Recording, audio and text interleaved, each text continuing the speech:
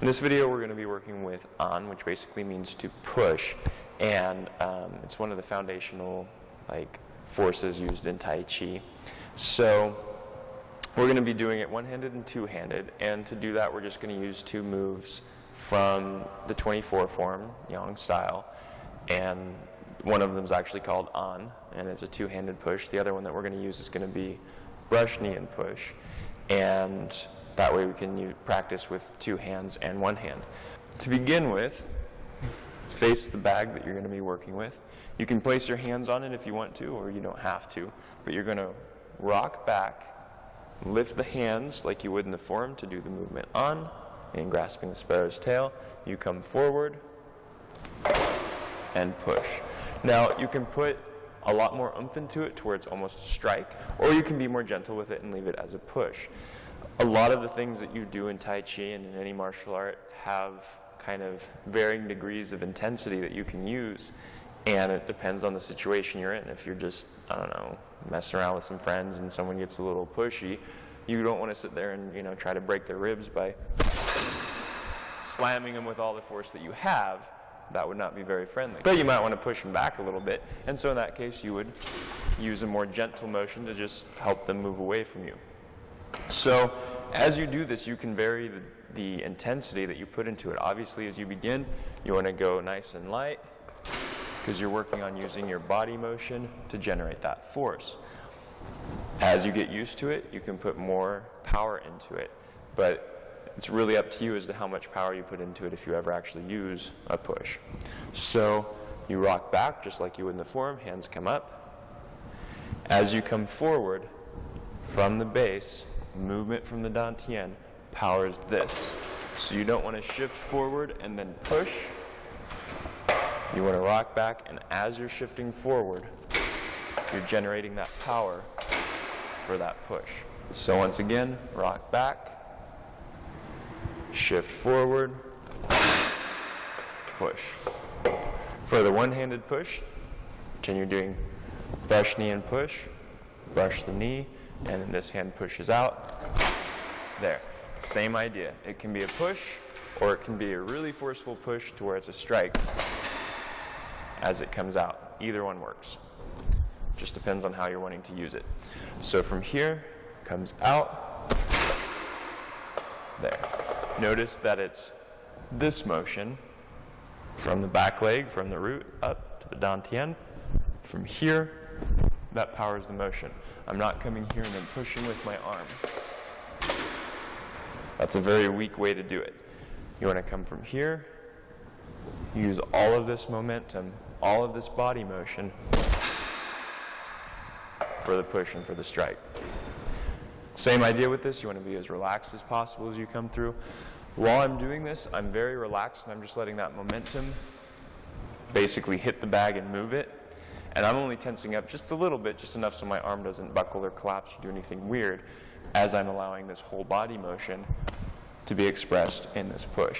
Once again, as you do this motion, just like you would in the form, here, you can do it light. It's better that you do it light at first, and make sure that the force is coming from the base, from this motion, not from the arm in that motion. Probably the most important thing for you to keep in mind, other than the basics that we've been over in all these videos, making sure the power is coming from your base, lower dantian is directing the motion, giving the power to the motion.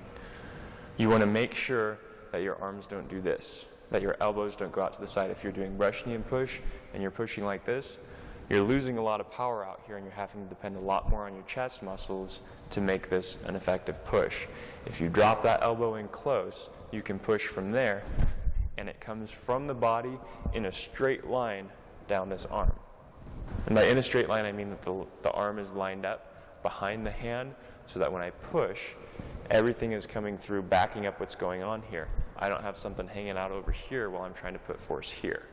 I want it right in line with that, so I can push from the back, from the base, out. There. That's one of the ways that you can increase the power of this motion, is to make sure you keep that elbow in tight. Same idea when you're doing An with both. You want to make sure the elbows are in don't do this. You might want to try sometime going up to a really, really heavy bag and pushing, or even a wall, and pushing it like this, and seeing how that feels, and then dropping those elbows in and pushing from the base, and seeing how much more support you feel, how much more of the power that's generated by the base is getting to the palms as opposed to this. It's the same thing when you're pushing with one arm. If you keep that elbow in, you get way more power from your base, and it can all back up what the hand's doing, whereas if you push that elbow out to the side, a lot of that power is wasted out here when it should be here. So make sure you drop those elbows in when you do your pushes. Now there's one more variation for An with the single hand push. We've obviously done the brush knee and push version of it. Now we have one that's very similar to the punching drill, the punching to the side bag drill that we were working on, only this time we're using the palm instead of the fist. So you can do it either standing sideways, squaring off with the bag, and then pushing, using that body motion, whipping into it.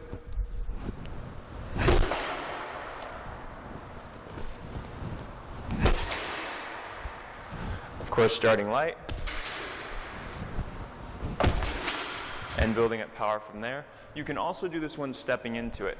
So it would be the same idea. You step up with the right foot if you're going to hit with the right hand, and then sink and twist using that shaking, twisting body motion, whipping with the hips to generate the power into the back. So again, if I'm striking with the right hand, I'll step forward with the right foot and sink into the motion there. So as I said, it's almost exactly the same as the one that we did with the punch. It's just a little bit different because we're using the palm for An. Well, I hope you found this video useful. I hope it gave you some good ideas for training. Thank you so much for watching.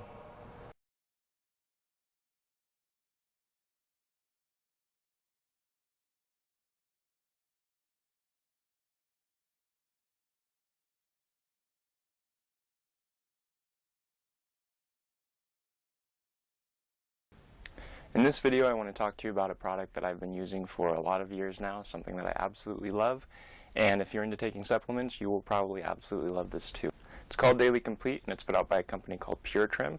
This is what it looks like. And the reason I love this so much is because, one, it's a liquid, so I don't have to swallow pills when I take it. Two, it has over 200 nutrients in it. So instead of taking several different supplements, trying to get the same amount of nutrients that I can get out of this bottle, I take 1 ounce of this and I'm done. Now, this is one of the products that I used extensively while I was over in China training, and I think it was invaluable for me for keeping my energy up and making sure I was getting proper nutrition while I was doing strenuous training all day long.